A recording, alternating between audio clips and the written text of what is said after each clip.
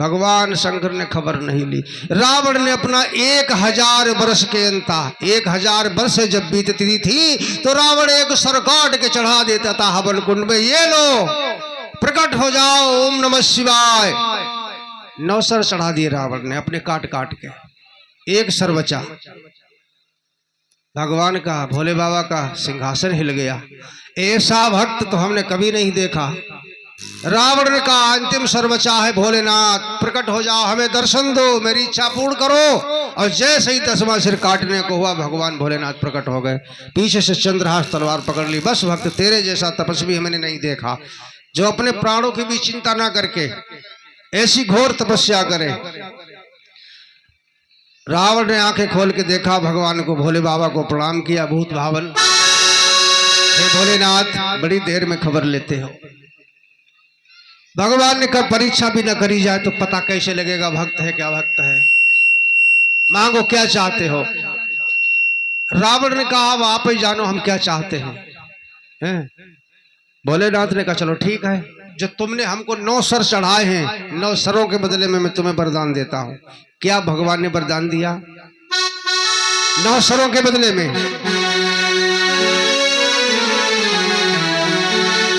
एक एक के कोटिन होई। कोटि माने करोड़। एक सर के बदले 1 करोड़ सर हो। एक एक के कोटिन होई और दई वरदान कहा शिव सोई। 9 सर चढ़ाए, 9 करोड़ सर तुम्हें हम देता हूं। ब्रह्मा जी ने कहा। आपने टीवी में देखा होगा राम रावण का युद्ध।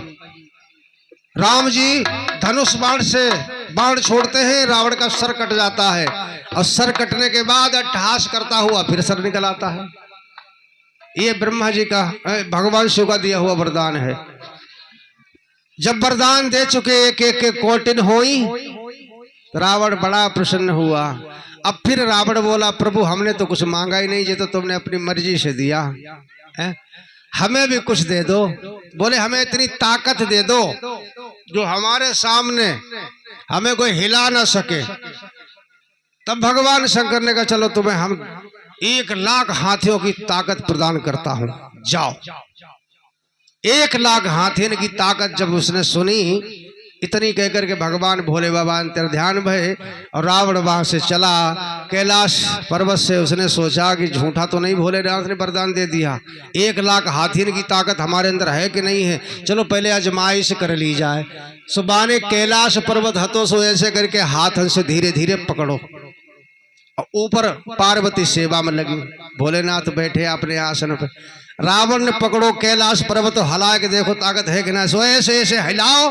अब पूरा कैलाश झीक दिया उसने। भगवान भोले टपाक से नीचे गिरे तो पार्वती ना संभाल पाई। पार्वती ने पूछी कौन सा भूकंप आओ? भोलेनाथ क्या हो गया? आप तो सब जानते हैं। बोले वही नालायक रावण है जिसने कैलाश हिला करके अपनी भुजाओं का बल परीक्षण किया है, परीक्षण कर लिया कि हम ताकत है कि नहीं। इसीलिए तुलसी बाबा लिखते हैं कि चलती दशानन डोलती अबनी और गरजत सुनत श्रवत सुर रबनी।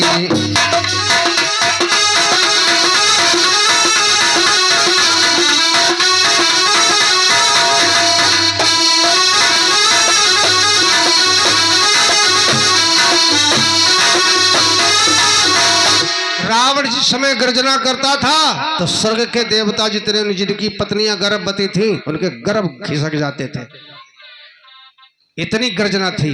जब रावण चलता था 1 लाख हाथियों की ताकत वाला पृथ्वी कपकपाती थी, हिलने लग जाती थी, इतना बलशाली रावण। अब रावण घर आया, मैं दानव को मालूम पड़ा रावण इतना ताकतवर है, 10 सिर वाला है। मैं दानव को मालूम पड़ा, सुबह ने अपनी बिटिया हती जवान बाको संग लो जाए के मंदोदरी जिसका नाम है और रावण के साथ विवाह दी। रावण के विवाह होने लगे। अब रावण ने जब अपना बड़ा परिवार देखा, एक दिन सब बैठे और देखा इतना बड़ा परिवार है। और उसी समय कुबेर जा रहे थे पुष्पक विमान से जो ब्रह्मा जी ने दिया था। तो अपनी माँ से पूछा कैसी से, माँ ये कौन जा रहा है ऊपर? हवा में कोई लहरा रहा है, हम लोग नीचे पृथ्वी पर कीड़ा मकोड़ा की तरह। बोले तुम्हारे भैया है, तुम्हारी हमारी सौते के लड़का, इटबिटा के लड़का कुबेर जी, ब्रह्मा जी ने इनको पुष्पक विमान दिया है। रावण ने कहा हम लोग कीड़ा मकोड़ा की तरह यहाँ जिए, हमारा बड़ा भैया ऊपर ऊपर चले। नहीं, ए भाइयों, 6 भैया को संग लो, धावा बोल दिया। धावा बोल दिया, कुबेर को जाके पकड़ के 2-4 लगाए, तुम विमान पे चलो, हम जमीन में चले। छीन लिया पुष्पक विमान। ब्रह्मा जी के पास कुबेर रोया। ब्रह्मा जी ने कहा चिंता ना करो, लंका को छोड़ दो, अलकापुरी एक राज्य बसाया, वहां का कुबेर को धनपति का राजा बनाया और कहा तुम यहाँ सुकून से रहो, उन राक्षसों में तुम्हारी जरूरत नहीं है, ले जाने दो पुष्पक विमान। ऐसे बनी एक कथा भगवान सदाशिव पार्वती जी को सुना रहे, सुखदेव जी परीक्षित को सुना रहे, और कैलाश धाम पर ये कथा भगवान सदाशिव पार्वती जी को श्रवण करवा रहे हैं। ऐसे बनी लंका, ऐसे हुआ रावण का जन्म। अब विस्तार होने लगा। मंदोदरी से एक लड़का पैदा हुआ, मेघनाथ, बहुत विशाल, जिसका नाम इंद्रजीत रखा गया। और कई नाती पोते जो बहुत भारी, अकंपन, अलंकन, कुमुद, दुमुद इत्यादि इत्यादि लड़का जब बैठे, एक दिन बैठी सभा 1-12। अब तुलसी बाबा यहाँ से प्रारंभ करते हैं। बैठे तो सभा में अपनी कई बार होंगे, वही बात आ गई शास्त्री जी।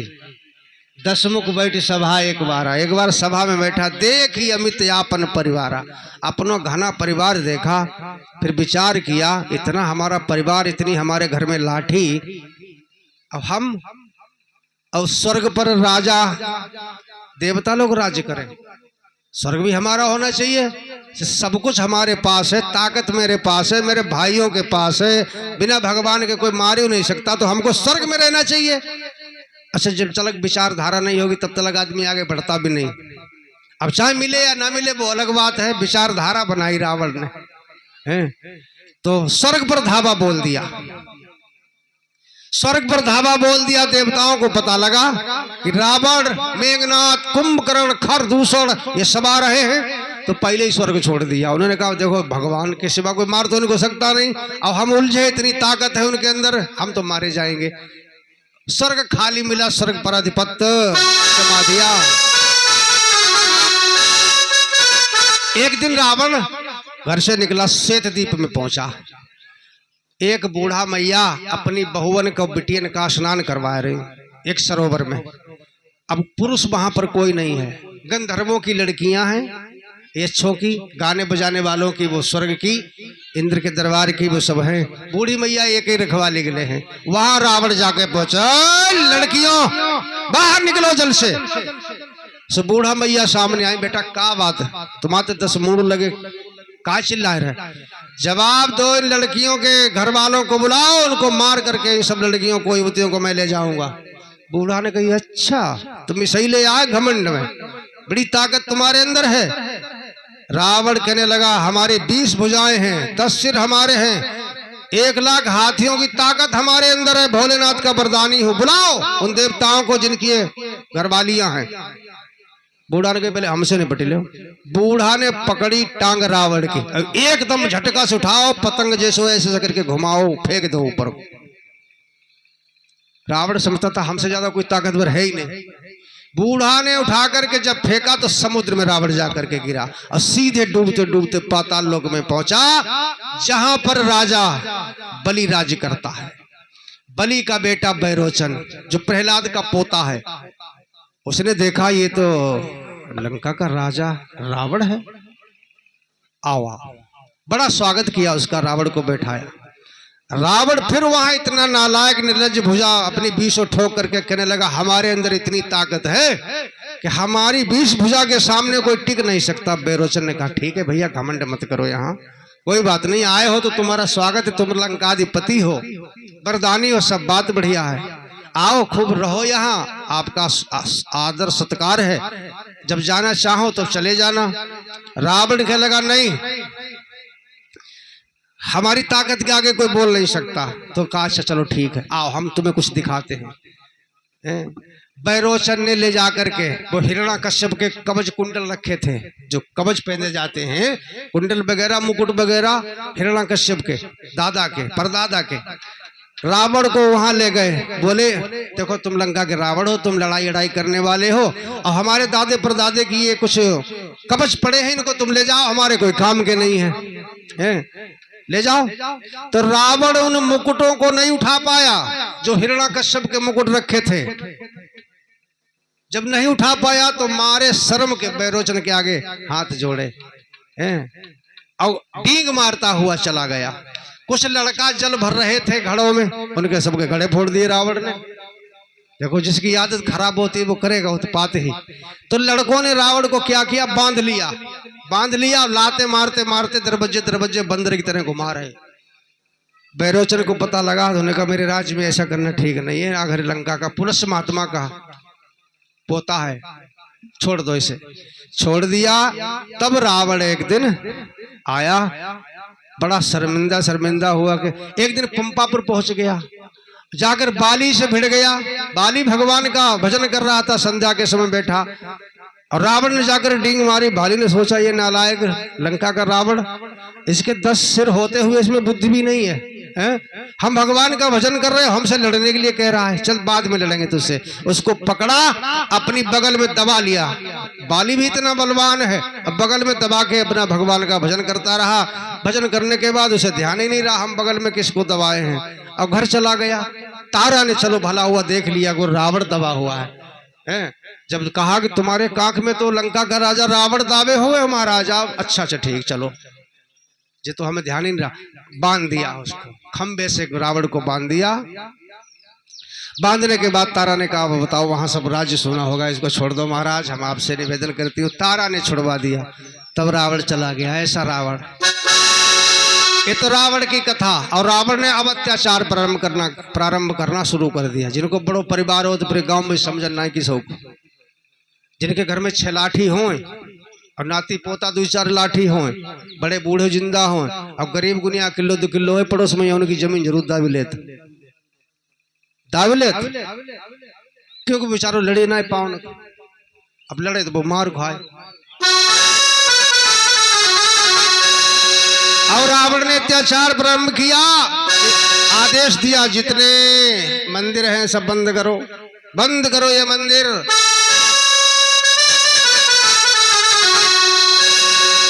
मूर्तिन पर गईयन के सर थे, मंदिर में लोहू बहता था। जंगल का जो स्वतंत्र मुनि काली कोठी में रहता था। जितने महात्मा थे सबको पकड़ पकड़ के जेल में ठूसने लगा, गौकशी करवाने लगा। बहुत अत्याचार फैलाया रावण ने। और शुभयाचरण कबहू नहीं होई, वेद विप्र गुरु मान न कोई।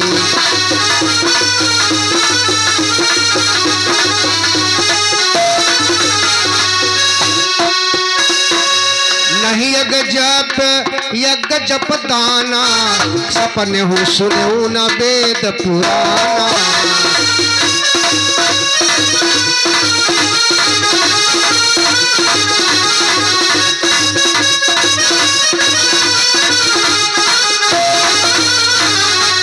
कहते रावण 4 वेद 6 शास्त्रों का ज्ञाता था, बड़ा विद्वान था, ऐसा लोग कहते हैं, मैं नहीं कहता हूं। हमने श्री रामचरितमानस को पढ़ा है। रावण 1 नंबर का मूर्ख था। तुलसी बाबा लिखते, मैं नहीं अपने पास से कहता हूं, नहीं हरि भगति न यज्ञ जप दाना। रावण के अंदर ना तो भगवान की भक्ति है, न यज्ञ है, न पूजा पाठ है उसके अंदर, यज्ञ जप दाना, ना तो दान करने वाला है। और कब सपने हूं सुने न वेद पुराना। ये तुलसी बाबा कहते हैं उसने सपन में भी वेद पुराण सुने तक नहीं। अब 4 वेद का वो ज्ञाता कैसे हो गया? आए शास्त्री जी, जिसने सुना नहीं वो ज्ञाता कैसे? ज्ञान तो जब ही उपजता है किसी से सुनो या तुम स्वयं पढ़ो, है कि नहीं? और रावण ने ऐसा कुछ नहीं किया। जबकि तुलसी बाबा ने कुत्ता लिखा है, जुगनू लिखा है, गधा लिखा है रावण को। ये तो चला स्वान की नाई, कुत्ते की तरह। स्वान माने कुत्ता। जब सीता जी को हरण करने आया तो कुत्ता लिख दिया तुलसी बाबा ने। ये तो चला स्वान की नाई। और इतना ही नहीं, रावण ने बड़े बड़े अत्याचार किए। अरे जही जही देश धेनु द्रज पावे,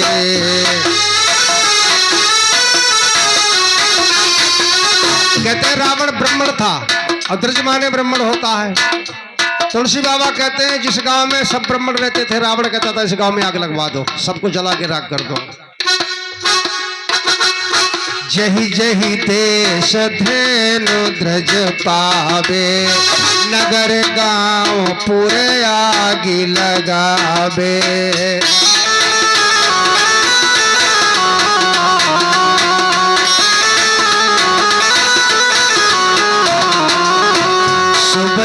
चरण कतहु नहीं कोई, वेद विप्र गुरु मानन को, वेद विप्र गुरु मानन कोई शुभ आचरण नहीं, वेदों का मान नहीं, विप्रों का ब्राह्मणों का मान नहीं, सम्मान नहीं। देवता चक्कर में पड़ गए। रावण के अत्याचार से पृथ्वी मैया एकदम से भयभीत हो गई। गाय का रूप धारण करके सभी देवता मिलकर के ब्रह्मा जी के पास पहुंचे। चतुरानन हमारी रक्षा करो, हमारी रक्षा करो। क्षीर सागर पर आवाज लगा रहे हैं। आइए हम सब भी भगवान के लिए आवाज लगाएं। दया निधि अब तो लो अवतार, दया निधि अब तो लो अवतार।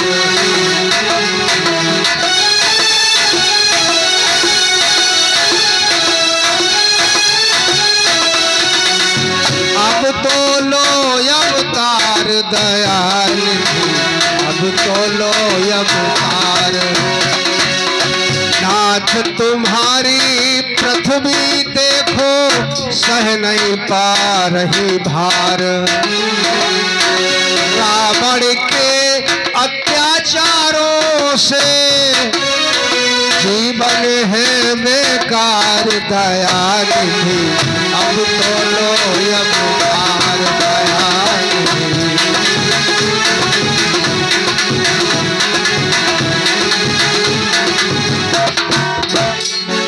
ऐसे देवताओं ने करुण पुकार लगाई तो भगवान ने आकाशवाणी ब्रह्मा जी के कान में सुनाई। ब्रह्मा जी से कहा इन सब देवताओं से कोई चिंता न करें और इन देवताओं से कहो हमारे स्वागत के लिए सब वानर के रूप में जाकर के जन्म ले पृथ्वी पर। और कुछ दिन के बाद हम अयोध्या में दशरथ के बेटा बन करके आएंगे। जाओ तसल्ली धाड़ करो, हमारा इंतजार करो। ब्रह्मा जी चले आए। सभी देवता वानर बन करके इधर उधर जन्मने लगे। अब आइए अयोध्या में प्रवेश करें। श्री सुखदेव जी कहते हैं हे राजन, अयोध्या का दर्शन करवाते हैं अब आपको।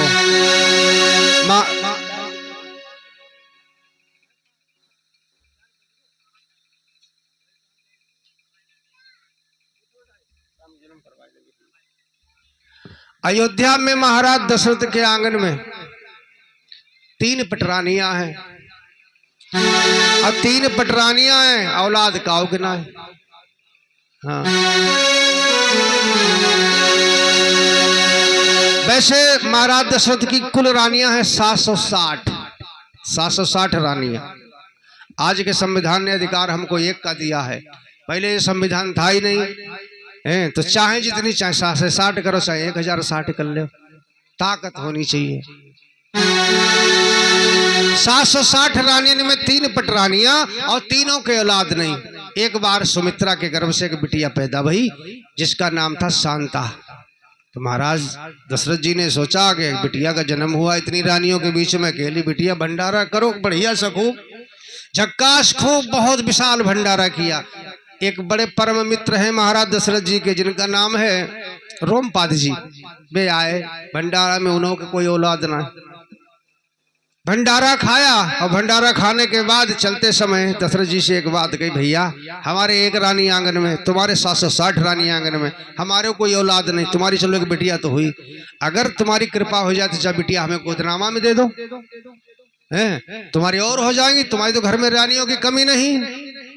दशरथ जी ने अपने मित्र रोमपाद की बात को स्वीकार किया, वो बिटिया रोमपाद जी को दान में दे दी। तो रोमपाद ने भी भंडारा किया कि लोग जाने वो हमारे भी औलाद है, एक बिटिया है। तो भंडारा में साधु महात्मा खूब आए। एक श्रृंगी ऋषि आए जिनके माथे पे सींग है। अब बेऊ आए, उनने खूब पूजा पाठ करो, भंडारा चकाचक खाओ, दक्षिणा को नंबर आओ। सो रोमपाद जी ने कहा प्रभु दक्षिणा लीजिए आप भी अपनी। बोले हमें ये दक्षिणा नहीं चाहिए, मेरे मन की दक्षिणा दो तो मैं मांगू। रोमपाद जी ने कहा मांगो भाई। कहा तुम अपनी बिटिया दे दो हमें दक्षिणा में बस। वो शांता नाम की बिटिया को आज महात्मा जी को देना पड़ा, रोमपाद जी को। अब कहाँ क्षत्रिय वंश की बिटिया कहाँ पहुंच गई, सन्यासी वंश में। अब बाबा जी चकाचक खूब बढ़िया सुंदर लड़की मिली। अब बाकी चौथापन आ गया, बुढ़ापा आ गया महाराज दशरथ जी के ऊपर, लेकिन आंगन में कोई संतान नहीं, बड़े परेशान हैं। तुलसी बाबा कहते हैं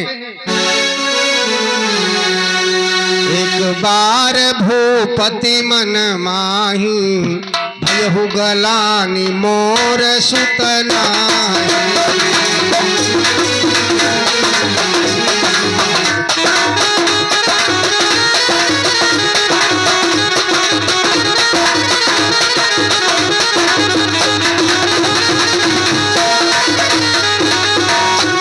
एक बार बड़ी गलानी भाई, गुरु ग्रह गया हूँ तुरंत मही पाला, शरण लागी कर बिन विशाला।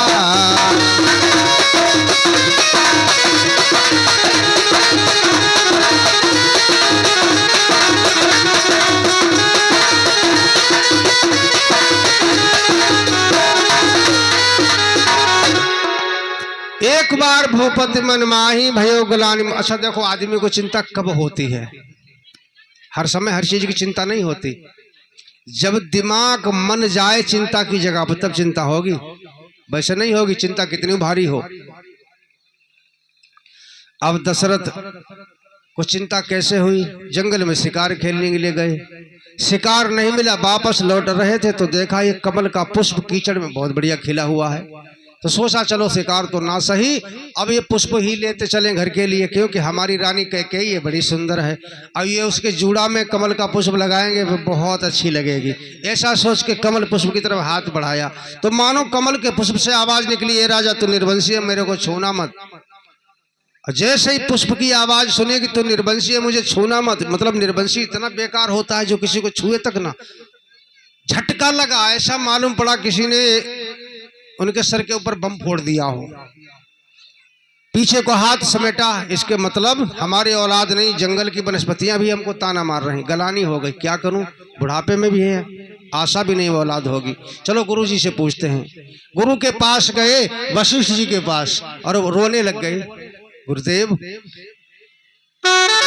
चौथापन आ गया, हम बुढ़ापे में चले गए, हमारी रानियां सब बुढ़ापे में जा रही, अब वंश कैसे चलेगा हमारा? तो गुरुजी ने कहा तुम मेरी शरण में आए हो, पहले ही आते तो पहले ही खुशियां हो जाती, अब आए हो तो रो मत। धरहु धीर हुई है सुतचारी, तसल्ली धाड़ करो, तुम्हारे आंगन में 4-4 बेटा होंगे। अब महाराज दशरथ को ऐसा मालूम पड़ रहा कि मैं सपना तो नहीं देख रहा हूं कहीं, हम एक के लिए तरस रहे। गुरुजी कह रहे, बोले हाँ तसल्ली धाड़ करो, 4-4 होंगे। बोले कैसे होंगे? बोले तुम्हें यज्ञ करना पड़ेगा। अच्छा, सूर्यवंश में हमेशा बिना यज्ञ के कोई लड़का भय ही ना है। ठाकुर लोगन में यज्ञ की रीति ज्यादा रही और यज्ञ से ज्यादा लड़का भय। जब तक घर की आरती तैयार कर लो धीरे धीरे,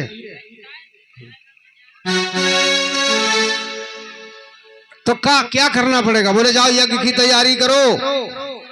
यज्ञ कौन करेगा महाराज? बोले हम थोड़ी करेंगे। पुत्रेष्ठ यज्ञ के आचार्य हैं श्रृंगी ऋषि। वे श्रृंगी ऋषि दशरथ जी के दामाद, जो शांता बिटिया जिनके पास है।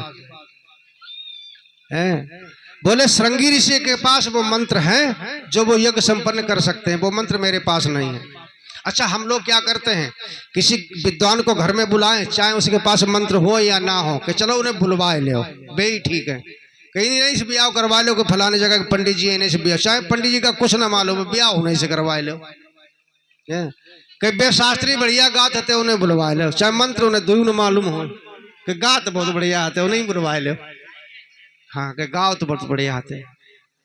लेकिन वशिष्ठ जी ने सीधे सीधे कहा कि वो मंत्र हमें नहीं मालूम जो तुम्हारा यज्ञ संपन्न करवा दे। पुत्रेष्ठ यज्ञ होना है, वो श्रृंगी ऋषि ही करवा सकते हैं। उनका यारदाश्त उन मंत्रों की उन्हीं को है।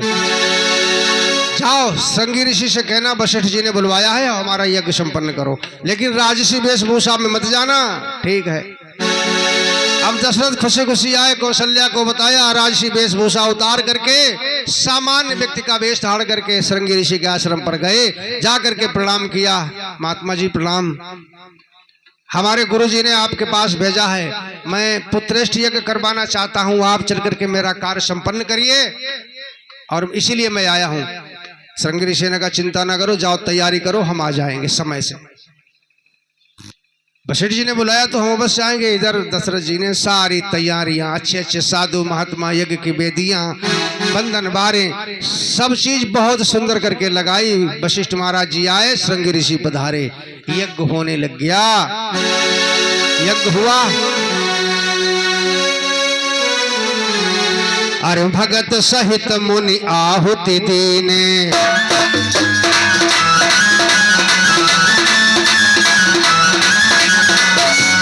भक्ति के समेत प्रगटे अंगिन चारु कर लीने।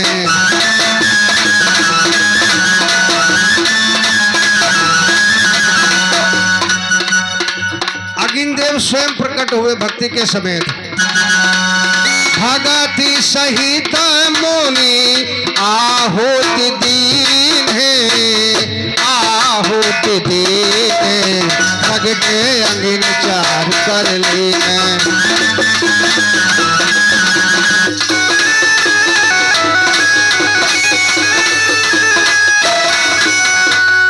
भक्ति के साथ जो कार्य किया जाए वो हमेशा सफल होता है। हम लोग भक्ति के साथ कार्य नहीं करते। घर में भंडारा हो, भक्ति तो भैया लोग खूब कतका, हमारे इतने रिश्तेदार, हमने 500 कार्ड बंटवाए, खूब वहीं सब लोगों ने खूब खिलाई, मिठाई बनवाई, सब कुछ। अजय माताएं भक्ति बिगाड़ देती। भक्ति है ही इनके भीतर, लेकिन बिगाड़ना मुझे कमना है। कैसे? अब लल्ला को तिलक, लल्ला के तिलक में खूब मिठाई 5 रंग की घर में बनवाई। अब तो रेडीमेड वाले छेना चलते हैं, ने 5-5 प्रकार की मिठाई बनती थी। अब मिठाई बनेगी खूब बढ़िया बढ़िया। अब फिर जो सब बैठी, खूब बिटियाँ इटियाँ आई, अम्मा बिटियाँ पोती पोता, माताएं माता सब है कि देखो घर को इतो बनो, बहुत खच्चा करो सबने। और कई दिन से घर के सब लोग लगे और देखो इतो सब धरो, दुनिया के भाई यही नातेदार भाई कुछ ठलुआ वहीं भी सब खाई जाए कि बिटी आई सो करो। घर के अम्मा से निकाल के रखी ले, बची ना बात ही मैया। हाँ, अब उनने क्या करो, सोन पपड़ी हती, बर्फी हती, सोने निकाल के मलैया ने भर के अलग रख ले। जब बिया बिया निपट जाए बाद में करके दूध खाई करे, खूब पानी पी करे। अब धल्ला ही निकाल किन्ने। अब बाद में पता लगो वो कार्य को दिन भंडारा को आओ, भंडारा भोज पंगति 4 खाई गई, 4 के भरे मीठो भो, 2 पंगति वाले ने मीठो नहीं मिलो, घटी को तले बहुत भर के पहले धन लोग। तो ऐसी भंग कर देती माताएं। दशरथ के यहाँ कौशल्या ने जैसा दान मान बताया वैसा दान मान किया। यज्ञ संपन्न हुआ, अगिन देव प्रकट हुए। बोले अगिन देव भगवान की। खीर का भाग वशिष्ठ जी ने हाथ में लिया और दशरथ जी को दिया, जाओ अपनी रानियों में जाकर के एक खीर का भाग बांट दो। भगवान ने चाहा इसी खीर के माध्यम से तुम्हारे घर में खुशियां आएंगी। दशरथ आंगन में आए, खीर का भाग हाथ में लिए और आवाज लगाई, तब ही राव प्रिय नारी बुलाई और कौशल्या मात चली आई। कौशल्या के कई सुमित्रा तुम कहाँ हो, तो शीघ्र आओ। सोई तीनों रानियां आई, बैठ जाओ, सबको बैठा लिया। अब खीर का बंटवारा दशरथ जी अपने हाथ से कर रहे हैं, अपने हाथों से खीर बांट रहे। जाना है सब दे दे लो, सब लोग खाए लो, ऐसे ना। जो खीर को भाग है ला ना जो बनी, हाँ जो खीर को भाग है, खीर को बंटवारा कैसे कर रहे हैं दशरथ अपने हाथों से। देखो सबसे बड़ी रानी है कौशल्या और सबसे प्रिय रानी है कैकेयी, छोटी है सुमित्रा। तो जितना खीर का भाग था उसमें से दशरथ जी ने 2 भाग बना, आधी आधी कर ली। और सबसे बड़ी कौशल्या, ले कौशल्या अर्धभाग कौशल्य ही दीना। जितनी सब खीर थी उसमें से आधा भाग कौशल्या को दिया, और जो बचा खीर का भाग उभय सुभाग रहा पुण्य कीन्हा। जितनी खीर बची उसमें से 2 भाग बराबर बराबर फिर दशरथ जी ने बनाए। और कह के ले कह जे कह ही ने दे दो, ले पकड़ो। कैकेयी का सोनप दयऊ और रहा सुभाग उभय पुण्य भयऊ। जितना बचा उसमें से फिर 2 भाग करे हैं, सो सुमित्रा को दे। भाई सुमित्रा बैठी उन्हें दे दो, नहीं भाई ऐसे रह जाए। इतनी अटकी भिरी रखो जो फालतू भाग है खीर का। कौशल्या ने अपना खीर का भाग खा लिया, कैकेयी ने अपना खीर का भाग खा लिया। अब सुमित्रा जी कुछ काम में लगी, सो खीर को भाग दोना में रख दो, दोना में रख दो, सो अपने काम में लगी। आकाश मार्ग में एक चील उड़ रही, बहुत भयानक बाने लंबी दृष्टि दौड़ाई, और दिव्य खीर जब नजर आई तो लगाई छलांग बाने बाई से। और आई चील एकदम से पंजन में दबा के वो दोना चली गई। उड़ते उड़ते वो चील कहाँ पहुंची, जहां अंजनी मैया तपस्या कर रही। अब हाँ उनके पंजों से ज्यादा देर दबे होने के कारण वो पंजों से छूट गया खीर का दोना। अंजनी के पास गिरा, सो आवाज आई, आंखें खुली, देखी दिव्य खीर। ऐसी खीर तो हमने जीवन में नहीं देखी। उसको चख के देखा तो दिव्य स्वाद, ऐसा स्वाद कभी हमने पृथ्वी के भोजन में देखा ही नहीं। सुबह खीर खा गई अंजना, जिससे हनुमान जी का जन्म हुआ। राम जी का हनुमान जी का नाता जुड़ा है, कई कारण हैं हनुमान जी के जन्म के। और इधर अनमनी बैठी हैं बेचारी, अब सोच रही कौशल्या के लाला होंगे, उनके कैकेयी के पुत्र होंगे, मेरे नहीं होंगे। कौशल्या ने और कैकेयी ने उदास देखा तो जितनी खीर बची हुई रखी थी उसमें से भी 2 भाग करे। इतना भाग कौशल्या ने अपने हाथ में, इतना भाग सुमित्रा ने अपने हाथ, अपने वो कैकेयी ने अपने हाथ में, और दोनों ने कैकेयी के हाथ पर रखा। बहन तुम चिंता ना करो, अपने आंसुओं को पोंछ लो, अटकी भिरी के लिए रखा है। अगर हमारे एक एक होगा तो भले छोटे हो, लेकिन तुम्हारे 2 होंगे। तुलसी बाबा कहते हैं उसी दिन से रानियां गर्भवती हो गई। यही प्रकार हरि गर्भ ही आए, और सकल लोक सुख संपत्ति छाए।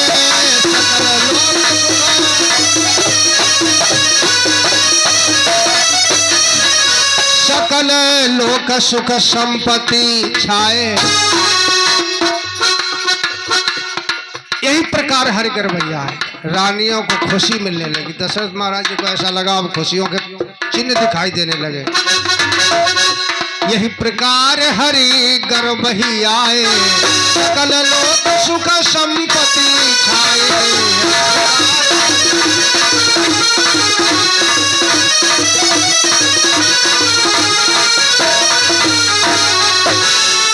इस प्रकार से धीरे धीरे लंबा समय बीता, और समय आ गया मीठे महीने का। तुलसी बाबा कहते हैं नवमी तिथि मधुमास पुनीता। नवमी तिथि है, मधु माने शहद, शहद जैसा महीना है। कौन सा शहद जैसा महीना होता है, नहीं मालूम? शहद कैसा होता है? मीठा, शहद मीठा। इसके पीछे जो महीना गुजर गया ये मीठा महीना था, चैत का महीना। और नवमी तिथि नवरात्र जिस दिन खत्म होते हैं। इधर दशरथ जी ने समस्त तैयारियां पूर्ण कर रखी हैं। उन्हें मालूम है कि अब समय आ गया है शिशु के जन्म लेने का। तो पहले ही से दास दासियां इतनी सेविकाएं लगा दी कि कई सुमित्रा और कौशल्या के ऊपर, जिसका जवाब नहीं। इधर पीड़ा उठी कौशल्या के, कैकेयी के, तो उनकी और ज्यादा सेवा बढ़ा दी गई। कच्छों में नवमी दिन है, चैत का महीना है। चैत का महीना मीठा ऐसे होता है, सर्दियों का अंत। सर्दियों का अंत होता है कि नहीं? गर्मियों का प्रारंभ, बीच का महीना, बिल्कुल एकदम से न सर्दी न गर्मी। हमारा हिंदू परंपरा में नया साल भी चैत से ही प्रारंभ होता है। जब से भारत में अंग्रेज आए तब से अंग्रेजी महीना जनवरी से चालू किया गया। ने हमारा आज भी महीना चैत से ही नया साल प्रारंभ होता है। नए साल की खुशी मनाओ तो चैत से मनाओ, आधे चैत से। अब आधे चैत से नया क्या, नया अनाज हमारे घर में, नई नई बिटियां ब्याह के लाओ हमारे घर में, पत्तों में वृक्षों में नए नए फूल, नए नए फल हैं, ब्याह गौने सब नए नए, सब कुछ नया ही होता है। अंग्रेजों ने अपना यहाँ आके चला दिया, वो तो उसे चल ही रहा अभी तक।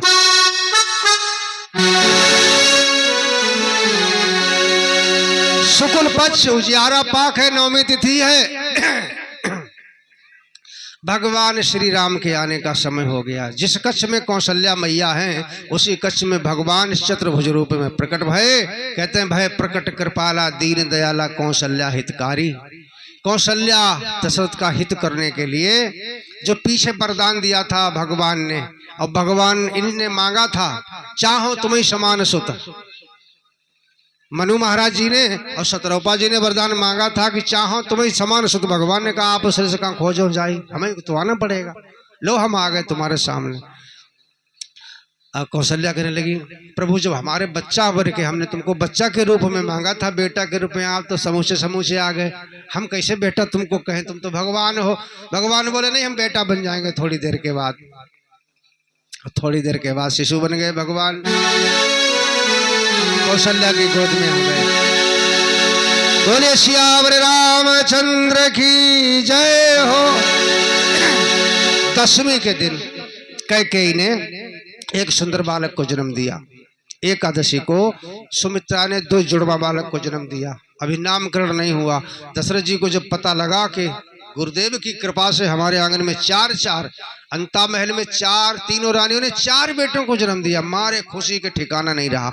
इतना दान मान किया है, तुलसी बाबा कहते हैं कि मैं वर्णन नहीं कर सकता हूँ।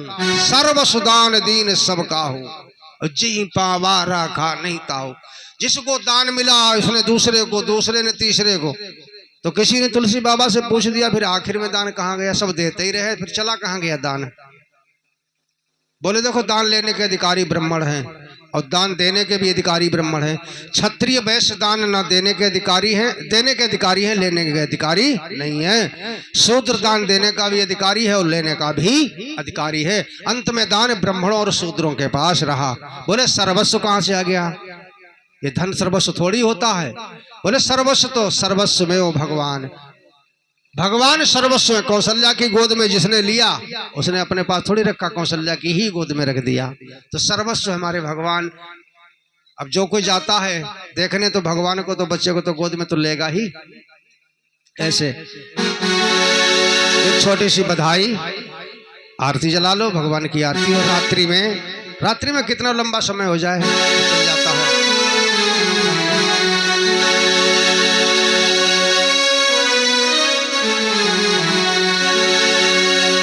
अरे प्रगटे हैं 4 भैया अवध में बाजे बधैया। प्रगटे हैं 4 भैया अवध में बाजे बधैया।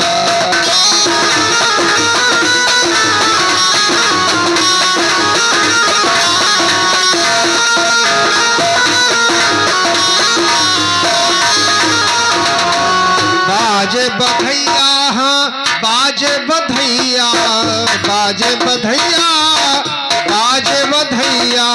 प्रगटे हैं 4 भैया अवध में बाजे बधैया।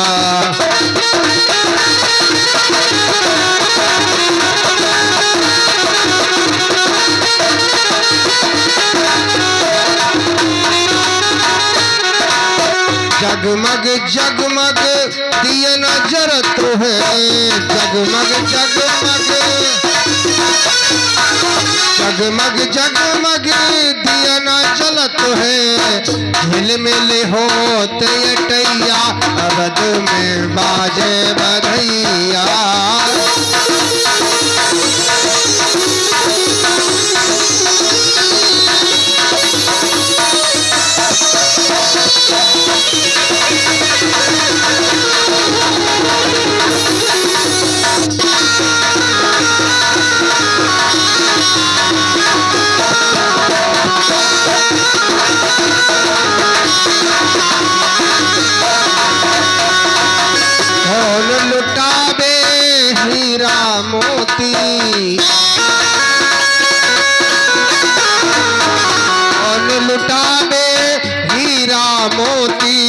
कौन लुटावे रुपया अवध में बाजे बधैया। कौन लुटावे रुपया अवध में बाजे बधैया।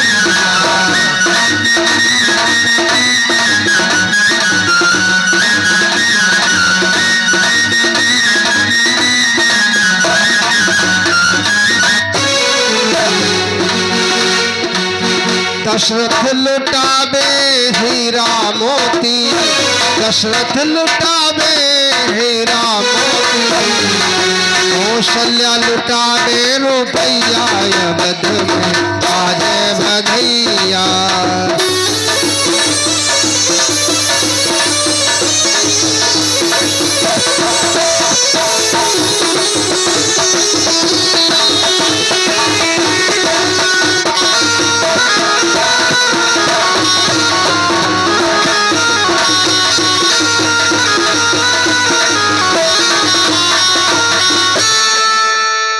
श्री सुखदेव जी कहते हैं, कर लो परीक्षित जी दर्शन। अयोध्या के दशरथ के आंगन में भगवान पधारे शिशु के रूप में। सूर्य भगवान ने रथ खड़ा कर दिया अपना। आज ही भर के देखेंगे हमारे कुल में भगवान प्रभु आए हैं। और 1 महीने का मास दिवस कर दिवस भा मरम न जाने कोई। रथ समेत रवि था के निशा कौन। अच्छा, खुशी को समय हो फिर समय कम पड़ जाती। अयोध्या में इतनी खुशियां हैं, घर घर द्वार द्वार बंधनवार, घर घर ढोलक बज रहा। अच्छा, हमारे यहाँ एक बिथा और है। हमारे घर में किसी शिशु जन्म ले, कोई बच्चा जन्म ले तो ढोल बजाएंगी माता। अब पड़ोसी पता लगो जरो जाती कहते हैं। अपने घर में ढोल फूट रहे, पड़ोसी चलो भुनो जाती। तो काय की खुशी। अरे हमारे घर में लल्ला आया है, हमारी तो वैसे खुशी है। लल्ला आया यही तो खुशी है। ढोल बजाने की कोई खुशी मान्य नहीं रखती। हमारे घर में बच्चा आया है, पड़ोसी ढोल बजाए हमारी खुशी में सम्मिलित हो, तब लगे कि हमको खुशी है कि नहीं। खैर ऐसा नहीं होता कि पड़ोसी में ढोलक तो नहीं बजती, लेकिन पड़ोसों से माताएं बहनें सब आ जाती हैं, फिर वो खुशी जताती हैं उसी घर में। ठीक भी है। आइए आरती करते हैं। समय बूढ़ हो चुका है।